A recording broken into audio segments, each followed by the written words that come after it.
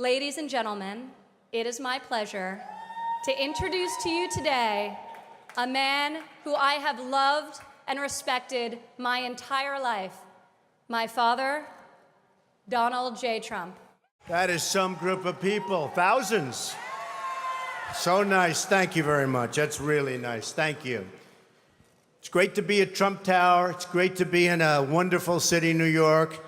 And it's an honor to have everybody here. This is beyond anybody's expectations. There's been no crowd like this.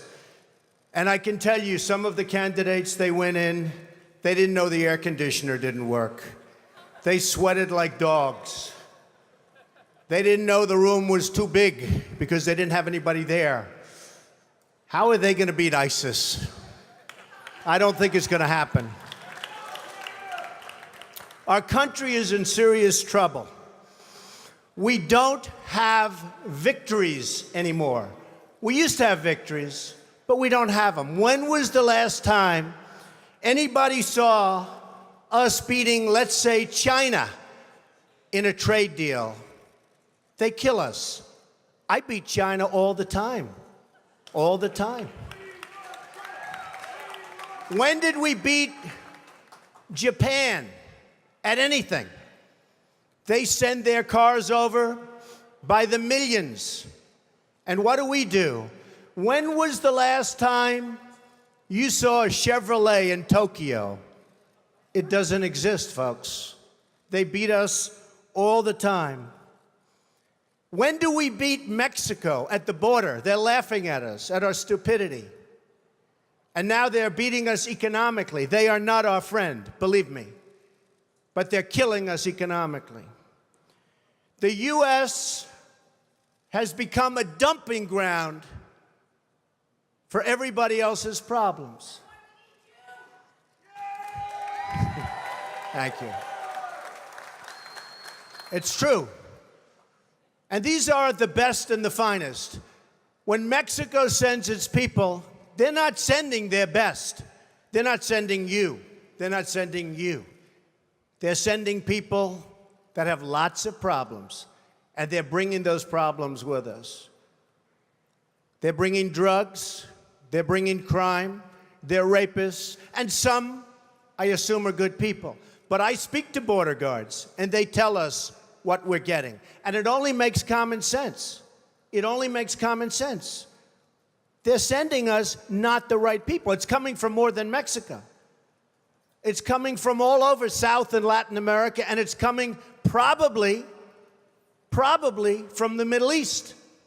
But we don't know, because we have no protection, and we have no competence. We don't know what's happening. Here's the simple truth, that in America we have millions and millions of working people who are working hard but are not making enough money to put bread on the table or to take care of their kids, and that has got to end. Today, all over America, you got mom working, you got dad working, occasionally you have the kids working, and we still don't have enough money to pay the bills. Something is fundamentally wrong about that. The problems we face did not come down from the heavens.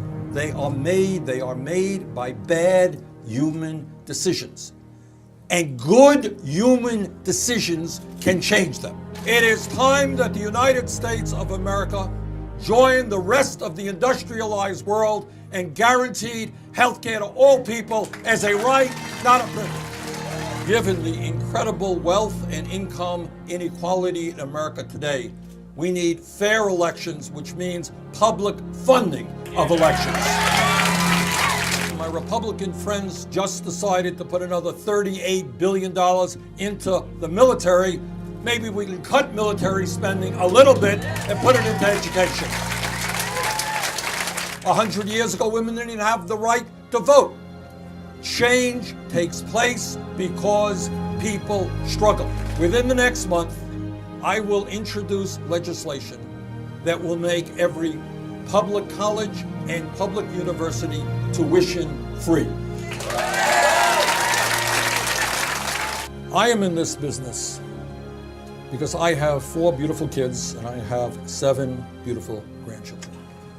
And like you, I want to make sure that the world that we leave them is a beautiful world where people can live full and dignified lives. I don't want to see a world where people are struggling and stepping all over each other. And we can do it. We can provide health care to all of our people. We can create decent paying jobs. We can reverse climate change and transform our energy system. We can raise wages. We can make sure that every person in this country gets the education they need and desire. This is not some type of utopian dream. It can happen. It really can. But it will not happen unless we stand up and fight back for not only ourselves, but for our kids and future generations. Let's do it.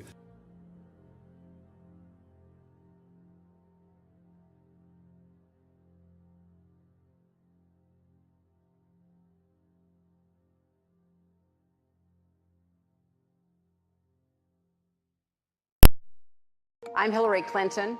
I have been proud and privileged to serve as First Lady, as a senator from New York, and as Secretary of State. I'm the granddaughter of a factory worker and the grandmother of a wonderful one-year-old child.